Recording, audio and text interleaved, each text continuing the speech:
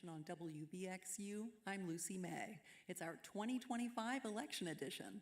Our gathering space in Evanston is full right now with a live audience. Welcome to the show. And here on the stage, I'm joined by WVXU senior political analyst, Howard Wilkinson. Hi, Howard. Hi, how are you? Okay.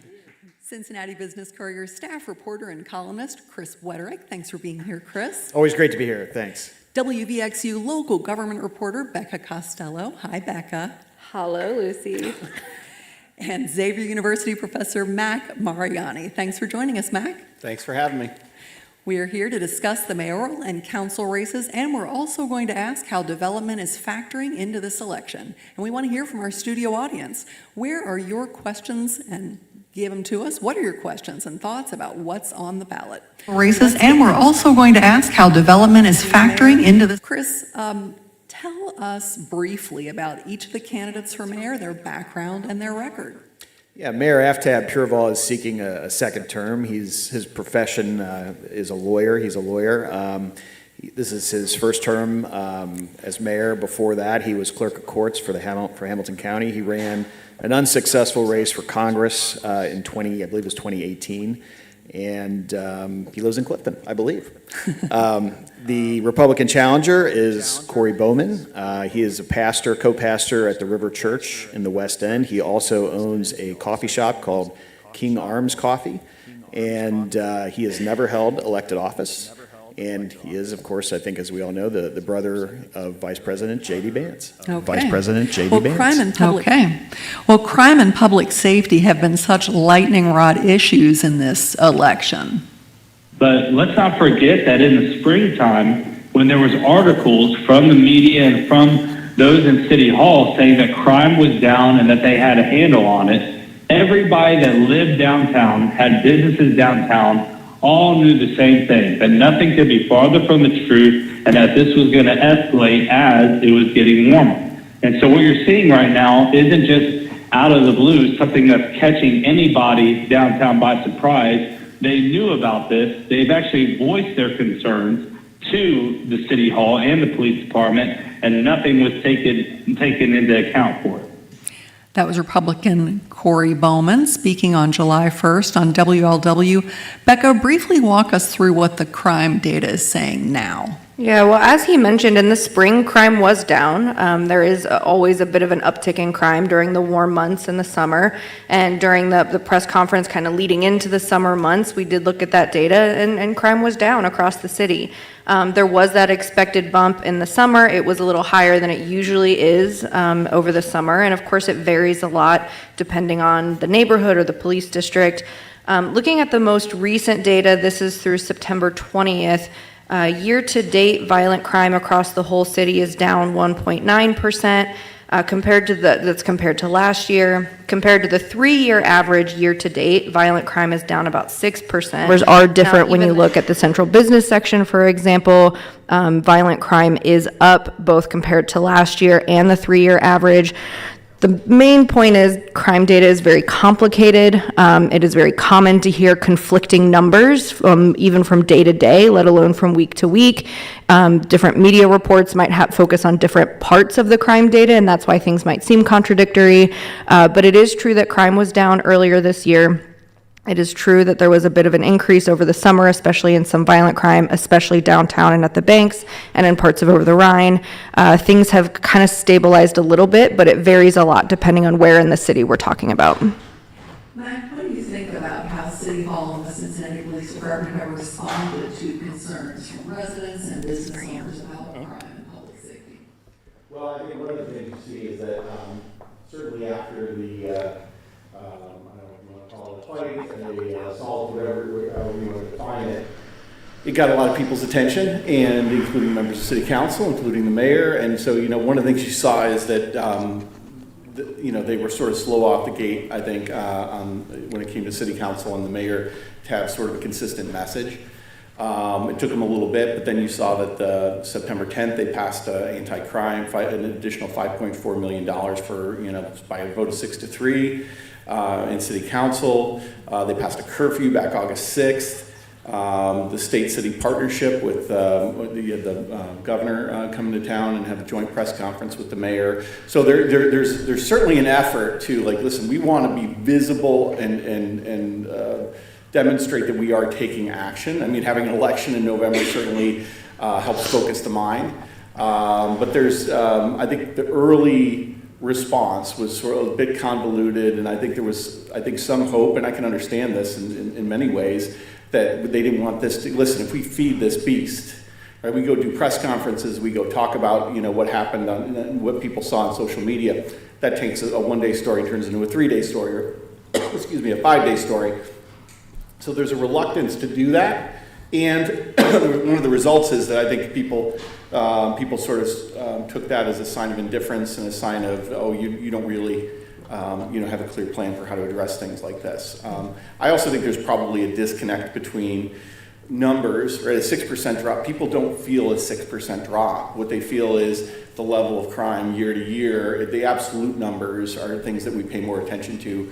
Our perceptions are certainly also shaped by social media, and probably not a week goes by where we don't see 4 or 5 violent crimes on our social media. Even if they don't happen immediately in Cincinnati, we hear about them and we learn about them. So there's a lot of different factors that go into how people feel about crime. Reality matters, but the way people perceive it is also, they don't perceive the sense of order that they used to feel, I think. Chris, anything you want to add about how City Hall has responded specifically to some of these issues? I think there's been some confusion as to some of the measures, the ending the food trucks 11 p.m. There's some questions, I think, even from council members about the data surrounding that, plus the red bike, the banning of that after certain hours as well. So there are some things that seem a little bit more vibes-based than, stuff that I think the police said, this would make our job easier. And I think that some of the constituencies around those two things, were kind of taken aback and said, well, we weren't really consulted by that, and particularly the food trucks. Cincinnati Mayor Ted Pureval has fielded a lot of questions about crime in recent months. We focused a lot on crime data throughout the summer. I don't think I've focused enough on reaffirming people's feelings. If you feel unsafe, irrespective of what the data says, that's a problem. That's a problem for me to solve. And that's why we're here and continuing to be here with these interventions. That was from August 13th at a press availability. Mack, you talked about perceptions and how those perceptions matter and how they can be different from what the numbers show. Can you talk a little bit more about those perceptions and whether people feel safe in their neighborhoods? Does that vary from neighborhood to neighborhood? Yeah, sure. I think it does. And, one of the things is the location matters a lot, right? So when you have, one of the things that city council did or Cincinnati did was to put a fence around the banks, right? There's too much crime, right? So we're going to put a fence around the banks so we can figure out who's coming in and who's coming out. That, sort of indicates, listen, we don't actually have control of this, right? So these sort of, you start to see this. I think that there's also where crime happens matters. So when it happens, my day drinking is down 6% this year, right? But I'm drinking on my porch constantly. So when people go, in my neighborhood, ask about my day drinking, they're like, it's way up, right? And so where things happen matter. But I've been tracking and it's down, right? It's way down. But what happened? Downtown's our front porch, right? That's downtown, the banks. That's where everybody in the city goes. So regardless of what's happening in your neighborhood, even if you feel safe at Hyde Park or you feel safe at Clifton, you go, if you go downtown and you don't feel safe downtown because crime is actually up there. So that's a big part of it. Yeah. Howard, we haven't heard from you yet. What about these feelings about crime and public safety? Is this something that's an issue every council race or every mayoral election? How is this something that comes up over and over again? Well, yes, it does. Is this working actually? Yes, okay. That's great. Yeah, yes, it does, but it's much more intense this time around. And Mack's right. I mean, it's a matter of where you go and where you are. If you're on the streets at 3 a.m. on a Friday night in downtown Cincinnati and something bad happens, well, you have to ask yourself, why are you there? And it's places like the banks and the downtown area in general. People have a misperception about it, and I think politics is starting to drive a lot of that. Politics in terms of the council race and the mayoral race.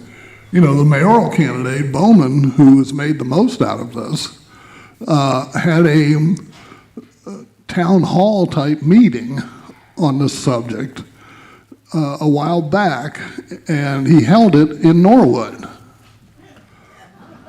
He did, at the Mound Cafe. And I don't know who was there and who it drew, but, you know, if you're going to talk about crime in the city of Cincinnati, you might as well talk about it in the city of Cincinnati. And that makes me wonder how much of this is just pure politics and how much of it is a serious concern. I mean, you know, I don't want to downplay people's fears about crime, because those are legitimate, but I also don't want to give credit to politicians who take advantage of that and are more than willing to distort the picture. Well, Chris, how has Mayor Pureval been talking about his relationship with police, and do you have a sense for how that compares with how Corey Bowman is, what he's saying on the campaign trail about how he would work with police? There have been a number of exchanges between, not even between the two of them, but, you know, in relation to each other. I mean, I think Corey Bowman has said things like, well, they're holding the police back. The police can't do their job the way that they should do it. There's been orders given, you know, very, very it's kind of like nailing applesauce to the wall. There's not very specific in terms of what we're actually talking about. And a few, Becca might correct me if I'm wrong on this, so it was either weeks ago or maybe more than a month, the mayor had the police chief up at the EPA council, and you know, I think he asked her point blank, have I ever told you to tell our cops not to enforce stuff? And the answer was no, and that's an exchange you would expect to have happen. The mayor is not the boss of the police chief under our system of government, but he does have, you know, there's historically, you know, some relationship there of authority, even though the police chief can only be fired by the city manager. So, you know, I think this will continue to be an issue, and I think we'll hear more about it as the two of them gear up here. Becca, do you feel like you've seen the mayor and police chief aligned pretty closely through this summer and these concerns about crime and public safety? I think so, and I don't think that's unique to this summer. I think they've been closely aligned from the beginning. You know, it seems like Mayor Pureval has tried to take a bit of a tougher stance on crime this summer compared to previous years. You know, this idea that it's the top priority and that they are, you know, really pushing all resources into that, and that they're willing to take really any measures. Drones are something that's relatively new to the Cincinnati Police Department. They've used it in very small ways as a pilot program for a couple of years, but they've really expanded it this year. For example, at a press conference when they were talking about that, and I kind of pushed on the privacy concerns about that, he kind of said, I will do anything it takes to protect the people of Cincinnati and reduce crime. I'm not sure if that's that would have been quite so open a couple years ago when crime wasn't such a big headline in the city right now. But to your question, I do think the mayor and the chief have been closely aligned. He's been very supportive of the chief. Some candidates for city council, for example, have called for the chief to be fired or to resign, and the mayor has been fully backing her all the way.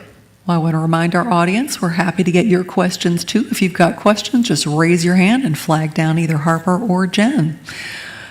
Chris, some members of the local police union did take a vote of no confidence in the mayor. What did you make of that? Do you think that's going to be a factor in the election? No, I don't think it'll be a factor. It's not surprising. You know, the police union, it's an unusual organization in respect to other labor unions in that it has veterans of the force who are not currently police officers. They are allowed to vote in those types of decisions, and you know, candidly, a lot of the retired police officers have been there a long time, and they're hostile towards the mayor's political outlook, I think. So I wasn't surprised to see it. The police union's endorsement as a force in city politics is not what it once was.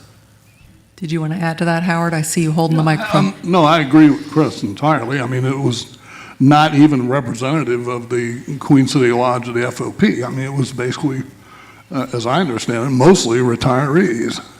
And I really, in all my years covering politics, those kind of endorsements or non-endorsements or votes of no confidence very rarely have a big impact on how voters respond. Jen, did we have a question? Hi, yes, I'm Dottie. My question is, how much do you think national influence is going to come to Cincinnati, and how we should think about the mayoral race with that? Like with him, J.D. Vance's brother, threats to send military to Democratic cities, all that kind of stuff. How do you think that might play out with the mayoral race? Thanks, Dottie.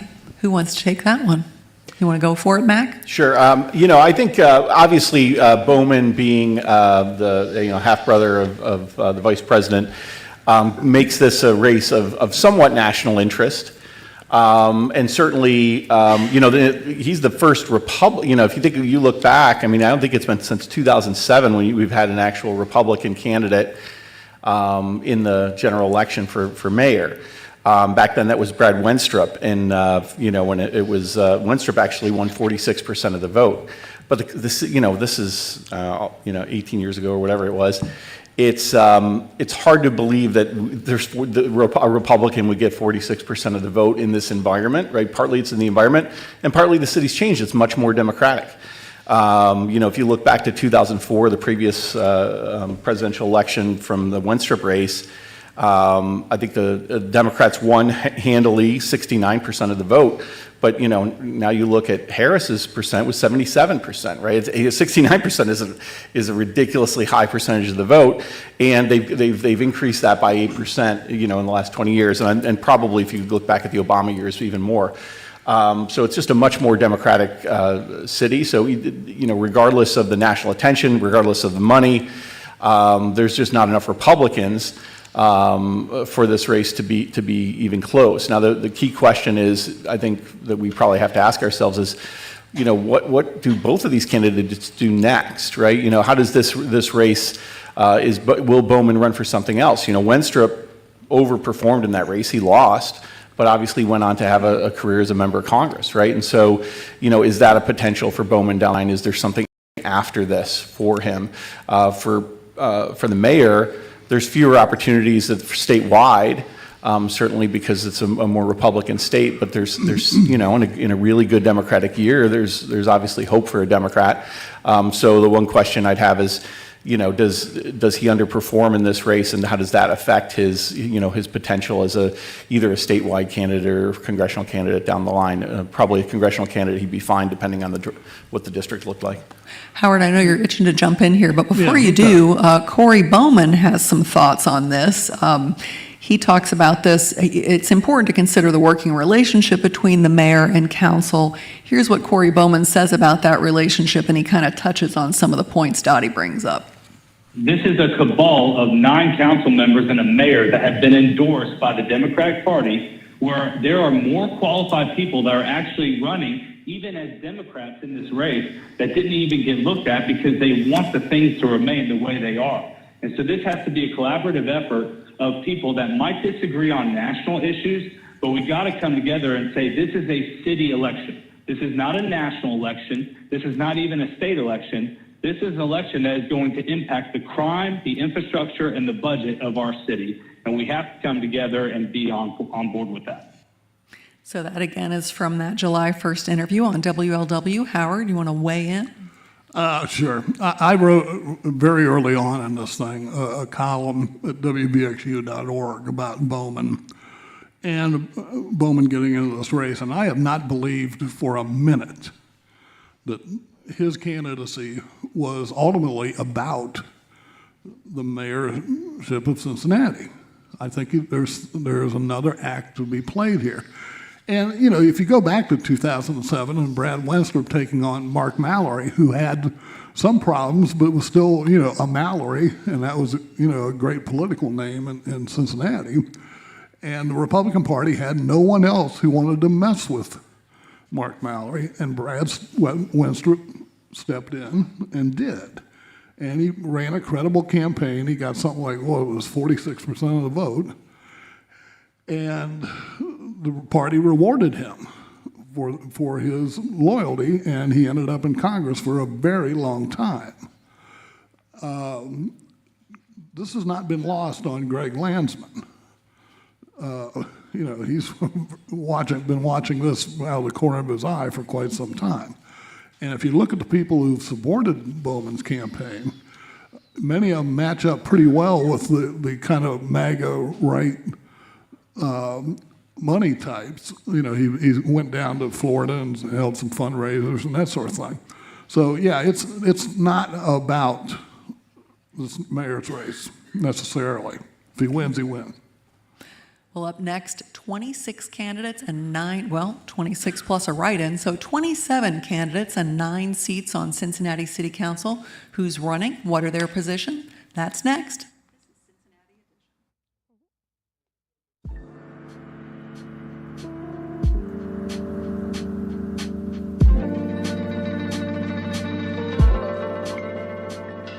Support comes from family-owned Henderson Music, providing pianos for the tri-state area for over 60 years. Henderson offers Kawai grand pianos, uprights, digital pianos, and rebuilt and refurbished pianos. They're currently hosting a sales tax event. You can view their inventory and make an appointment at hendersonmusic.com.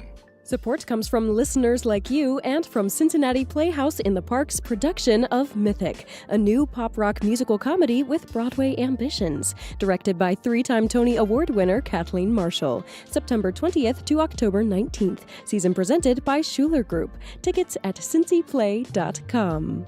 Support for WVXU comes from the Greater Cincinnati Foundation. With a mission to be bold and alongside donors, Greater Cincinnati Foundation has committed to investing $1 billion in the community over the next 10 years. Together, let's shape a Greater Cincinnati that isn't just growing, it's thriving. Visit gcfdn.org to open a fund and join us. Support for 91.7 WVXU comes from Ball & Gaynor, celebrating 35 years of commitment to excellence in dividend growth investing alongside their mission to provide innovative, trusted advisory services. To learn more, you can visit ball-gaynor.com. Support for Cincinnati Edition comes from the Johnson Foundation, a private grant-making foundation committed to creating a more vibrant urban core through community development and civic engagement. More information at johnson-foundation.org.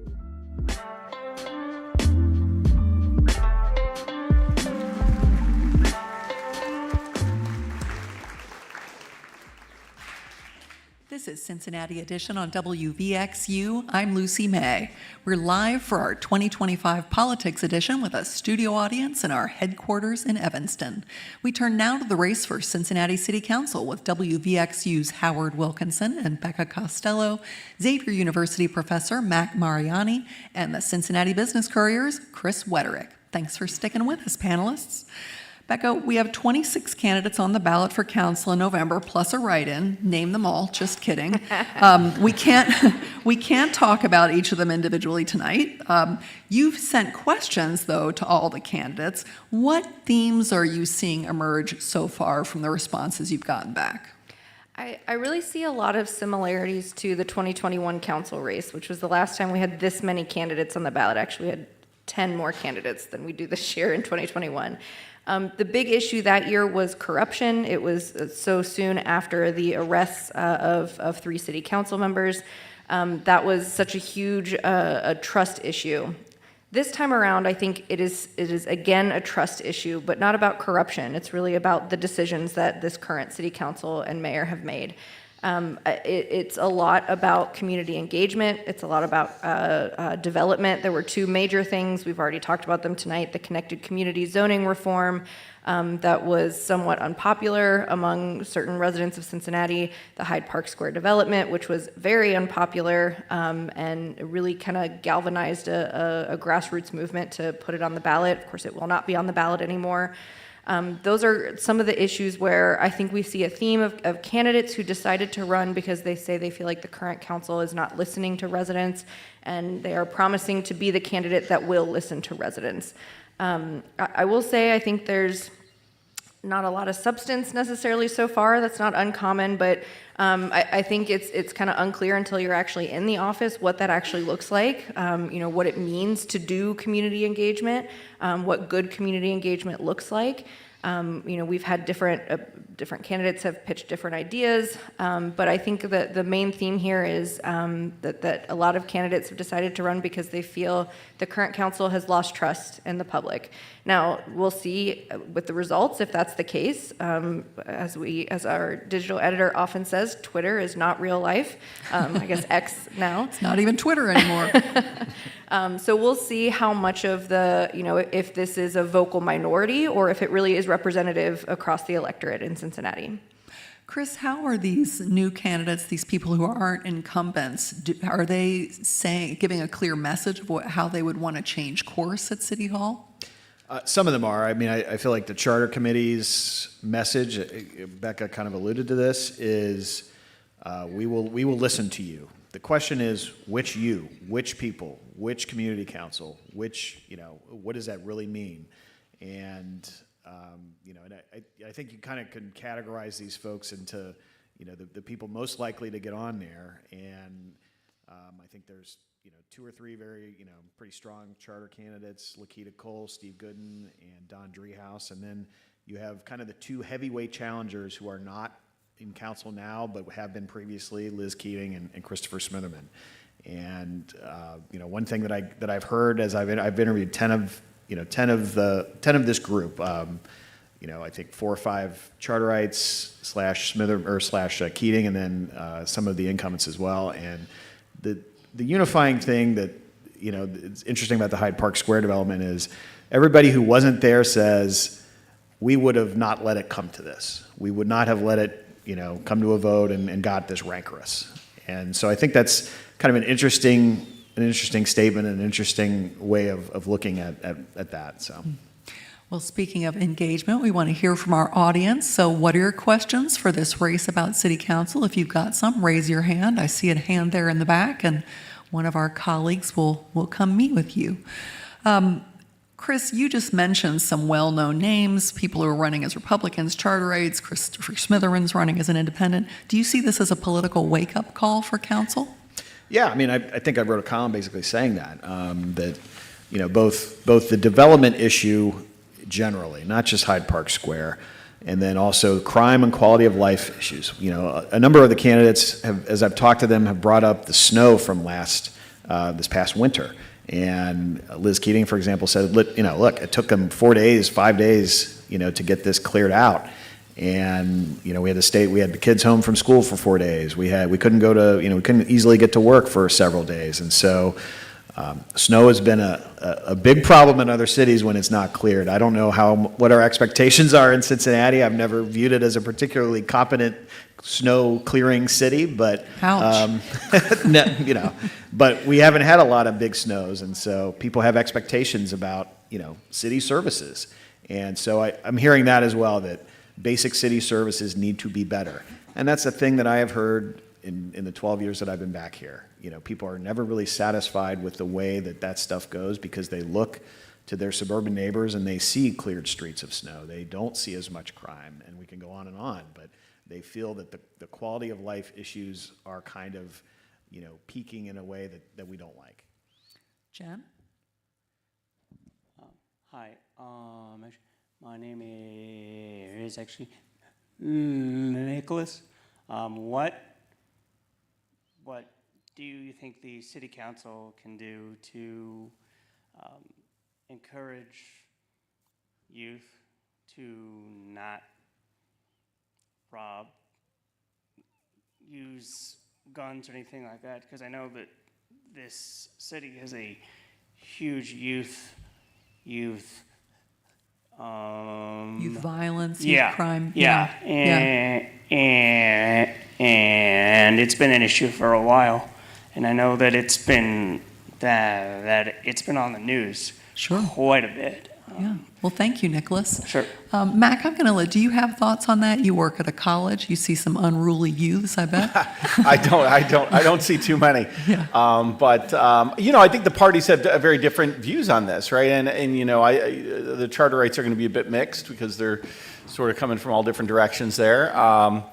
But I think, and you could see this partly in the rhetoric. You see there was some division even in the unified city council that we have when it came to the money that was spent, the $5.4 million for anti-crime initiatives, right?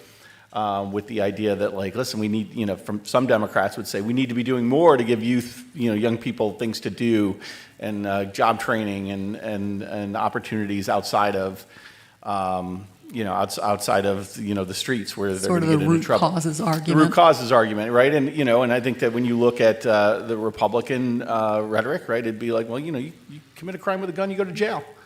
And then you're not committing more crimes with guns because you're not there. You're not out there doing stuff. And that, that's sort of the two different approaches, right? You could see that with our, the Republican DAs took a much harder line on this, at least rhetorically, and I guess we have to see how that plays out.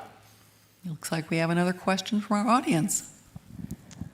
Hi, I'm Jackie Brewer. I'm a member of CUFA, Communities United for Action, and we have been working with community engagement for several years now and trying to promote it. And we see that the city has hired people to be in charge of community engagement, but these people are not funded.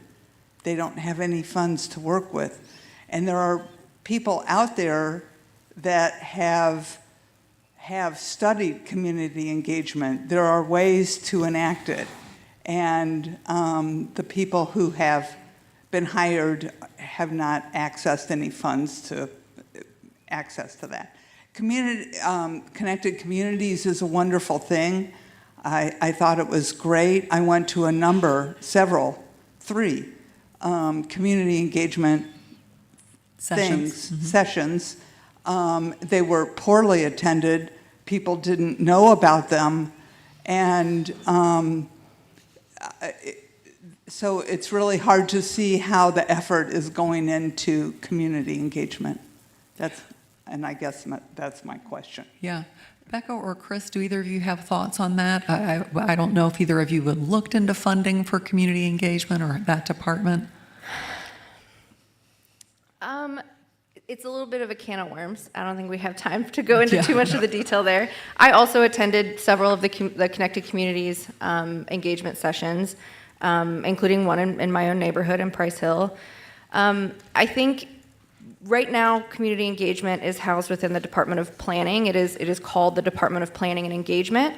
And for that reason, a lot of the engagement efforts, I think, at least the more public ones, have been geared at development projects. Of course, there are lots of issues that the city should engage the community on that are not just development related or zoning related. So I do think that there's been some criticism from the community about there not being a more comprehensive kind of approach to to engagement, to community engagement. I don't have the numbers in front of me in terms of the funding. I mean, the Department of Planning and Engagement obviously does have funding. I don't know what slice of that pie goes specifically to community engagement. I don't think it's nothing. I mean, the number of staff that were involved in the Connected Communities, for example, I think that costs some money to be out that many times. Now, the question is, how effective was it, and do people feel like they were engaged? But the effort was there, and I do think that it wasn't cheap to do that. But again, the question comes down to, was it effective? Does the community feel like they were heard? And obviously, many people say they do not feel like they were heard. Yeah. I don't know that really gets to the question. I'm sorry. I'm sure there's always the question of whether it's enough money and whether it's being spent the right way. Sure. There's another question from the audience, I think. Tim Kraus. You started the segment talking about the disconnect between citizens and their elected representatives. To what extent could we attribute that to this at-large voting system we have versus districts or versus a preferential choice like Ranked choice kind of thing. yeah, ranked choice voting? Would that make a difference? And because there is this disconnect and you have so many candidates running, is there discussion going on about the antiquated nature of an at-large system? I think that's such an interesting question. Howard, I feel like that has your name written all over it. I have addressed this before. Yeah, Tim, I think really, I mean, we're getting to the point where we got to start thinking again about some kind of ranked choice voting. You know, we had it in the city for many years. You know, it was not called ranked choice voting, but that's what it amounted to. And we had a much more representative body that came out of that voting system. I don't know what it's going to take to do that because, you know, it used to be the charter committee that was their foundation. That was what they believed in more than anything else. And I think they've pretty much abandoned that now because you don't hear any of these 5 candidates that they've endorsed this year talking about that. You know, you've got a Republican, you've got a Democrat, you've got a couple of, you know, more independent people. But that's not what they're talking about anymore. And, you know, when Marion Spencer was alive, that's all they talked about. You know, and God bless her. I mean, she would not let it go, and, you know, till her dying day. And, you know, she used to tell me, she said, no, it's not that complicated. It just takes a while to do the counting. You know, she said, you don't know how your TV set works, but you know that when you turn it on, you get a picture. That's the way PR was. That's the way proportional representation was. And I think we really seriously got to start thinking about that again. Chris, did you want to add something real quick? Yeah, Steve Gooden, who is, they have a name for it. Convener. Yeah, means leader of the charter committee. He has started to talk about it. In fact, I think he thought that this might be something they would try to put it on the ballot this year. They, you know, for whatever reason, they haven't. I think it's something they're interested in, as I've talked to some of their members. I have both lived and worked under districts and under, you know, under the system that we have, obviously. And to address the other part of the question, you know, a district election does bring, it would probably mean a less expensive council race for individual members, and it would also, you know, bring those folks closer to the community. The flip side of it is that people who represent a community will never vote for something if it's opposed by their community. Even if it's in the best interests of the city overall, that's something I saw time and time again in other communities where they did have district elections. So the grass is always greener, but there's a flip side to everything. Just real briefly. That we can't hear you, Howard. Briefly, the question would become, who draws those districts? Oh, yeah, we don't have to talk Which about that. neighborhoods and We which know what's- districts? We deal with the whole Can we redistricting. put Westwood Yeah. and Hyde Park in the same That's right. district? That would. Okay, hold your powder. Hold your powder. We're going to take a quick break. I want to let you all know we have invited all the city council candidates to talk with us on Cincinnati Edition, and those interviews will start next week. Be sure to tune in. Up next, one of the biggest factors in Cincinnati's election might be development. We'll hear why after a short break. This is Cincinnati Edition.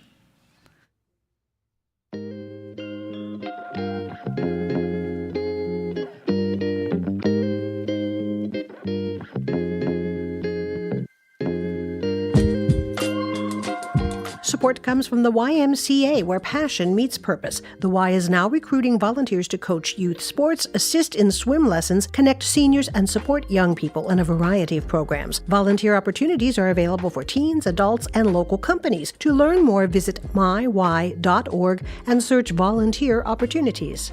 Support for WVXU comes from the Original Mattress Factory, where sleep science meets comfort, with adjustable bed bases that offer programmable positions designed to help support the body's natural alignment, provide relief from a range of different health conditions, and enhance sleep quality. You can learn more at originalmattress.com.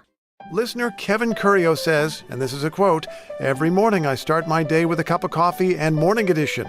That's how I start my day. If I don't have both of those things, he says, I'll be off for the rest of the day." Start your day right with NPR's Morning Edition. Listen, along with Kevin, every weekday. On 91.7 WVXU, with host Marianne Zalesnik.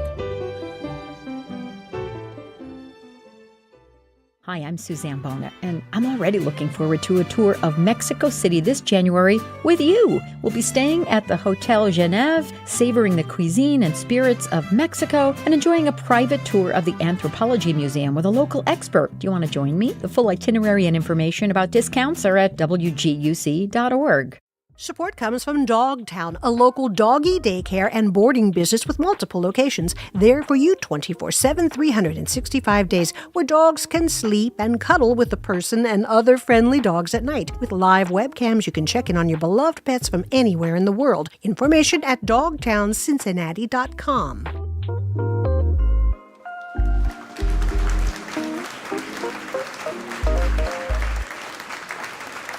The 3Ds, development, development, development.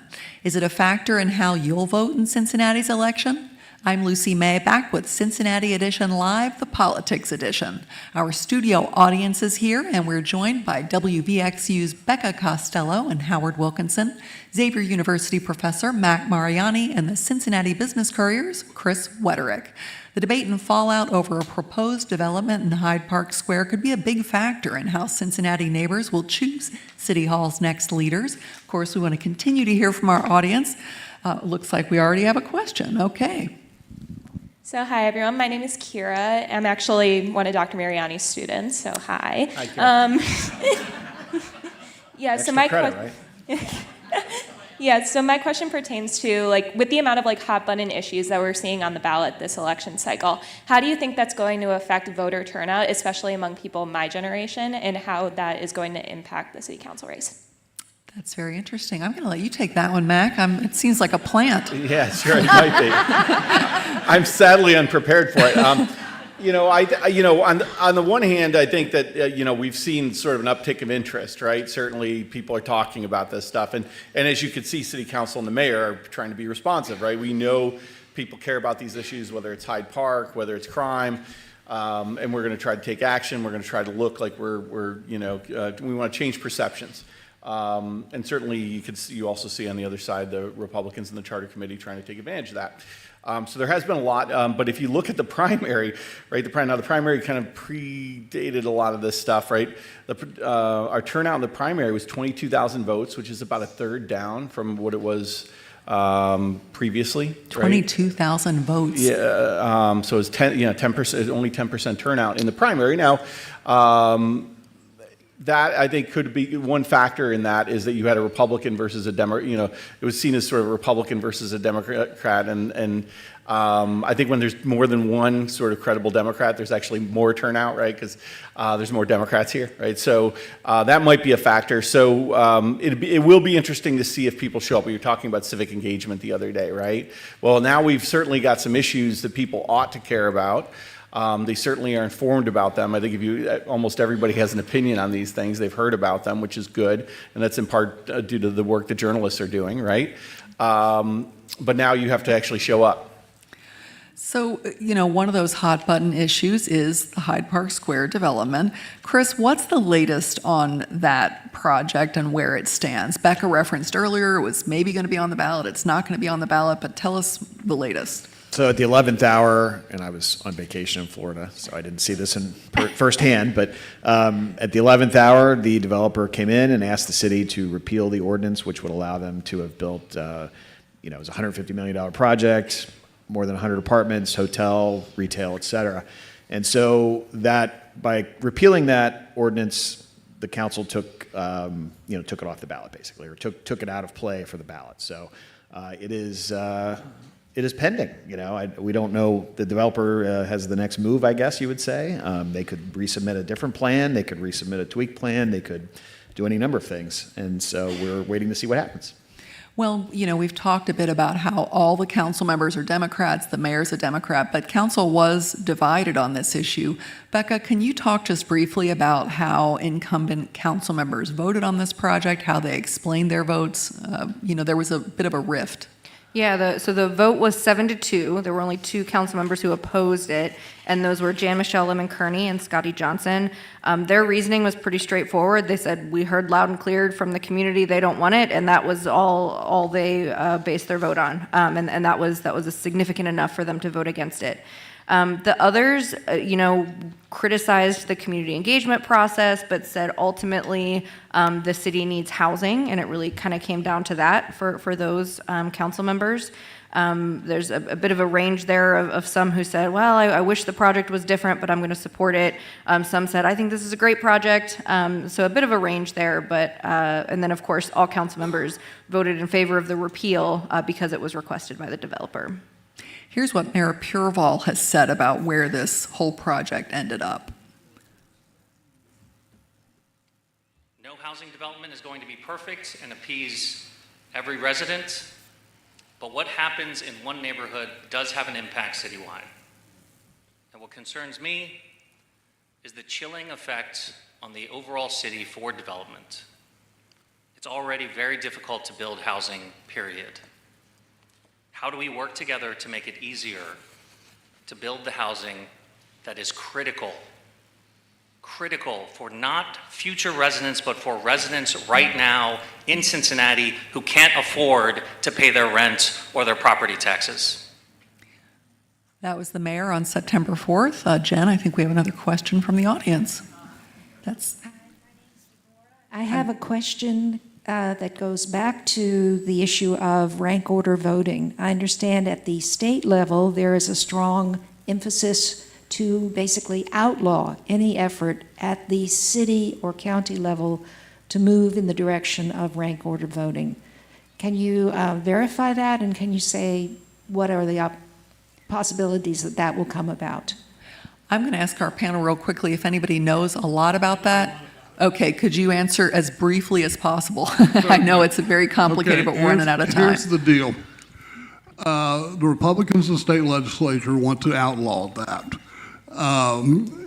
If I were the Republicans in the major urban areas, I would say, no, don't do that. That's the only chance we have of getting a foothold in the city council in heavily Democratic cities.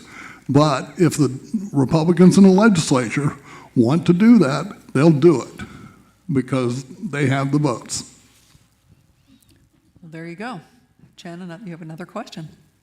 Jeannie Regari. My question is about tax abatements. How many more tax abatements can the city support? Because the developers get off the hook and the homeowners continue to get stuck paying the bills. Great question. Is that something, Chris, that you've looked into? Okay. They did, the city council, I believe, I don't know if it was in this term or the previous term, but they did change the tax abatement process they grouped neighborhoods together, and basically to cut this short, some neighborhoods are eligible for higher tax abatements. Those are the ones that haven't had as much development. And then other neighborhoods, particularly on the east side, they are eligible for much lower levels of tax abatements. Just residential tax. Residential. I'm sorry. To be clear, yeah. And they're kind of looking to see how that works. I think those neighborhoods are set to be revised periodically. I don't think that has happened yet, but that's kind of where it stands. I don't see politically where they would do away with any tax abatements altogether. Jen, we have another question. Hello, my name is Ellis, and I was going to ask, are apartments in Hyde Park Square really going to benefit the people that we need to have housing? Like, are they going to, from my experience in Hyde Park, it's not going to be affordable. So, and I think that's what we need more of, and is that going to be included in that? Thank you, Ellis. Do we know about the price points of those apartments? Or? They are market rate. They will not be income restricted. I'll just say the argument, and first of all, we're not running for city council, so. The argument is a supply and demand argument, is that the part of the reason that rents are so high and are getting higher is because there's more demand than there is supply. So it's the idea that even apartments that are not affordable, for those of us who are lower income or middle income, but that the more supply there is, it will decrease the demand. But to answer your question, these are not going to be affordable apartments. That is, and they've never said that it would be. Okay, we are running short on time. I've got a final question for each of my panelists. You each have 10 seconds to answer, so that's right. So do you think the community feels heard by these candidates? Mack, you get to go first. I think one of the challenges is it's virtually unprecedented to have 9 Democrats, all 9 seats held by one party, and I think that creates a problem because there's less of a sense that there's sort of disagreement, and disagreement helps to make people feel heard. Chris? It's too early to tell. The campaign has literally just begun, I think, for a lot of these folks. Wow, party pooper. Sorry. Howard? Just one piece of advice. Every one of you lives in a neighborhood. Many of you in Cincinnati. Go to your community councils when they have a candidates night and get up and grill these people on the issues that actually make a difference to you. Becca? I think the thing I lose sleep over is the low voter turnout, and it's the people who are not talking. They're not listening, they're not talking, they're not engaged. And those are people who will be just as affected by the policies of the next mayor and city council. That doesn't answer your question. I just wanted to be angsty for a minute. Fair enough. If you have more questions, I think is the upshot. If you have more questions about the election, you'll want to tune in starting next week. We've invited all the city council candidates to our show for one-on-one interviews. We're going to be talking to Mayor Aftab Pureval about his campaign, and the offer still stands for Republican candidate Corey Bowman to join me one-on-one. Pastor Bowman, call me. Some dates to remember. Early voting starts October 7th. Election day is Tuesday, November 4th. I want to thank our panelists, Howard Wilkinson and Becca Costello with WVXU, Professor Mack Mariani with Xavier University, and Chris Wetterich with the Cincinnati Business Courier. Special thanks to our volunteers at WVXU and to our studio audience. You've been listening to Cincinnati Edition on WVXU. Our producer is Selena Reeder. Associate producer is Harper Carlton. Technical directors are Carlos Lopez Cornu and Stephen Baum. I'm Lucy May. Get out and vote.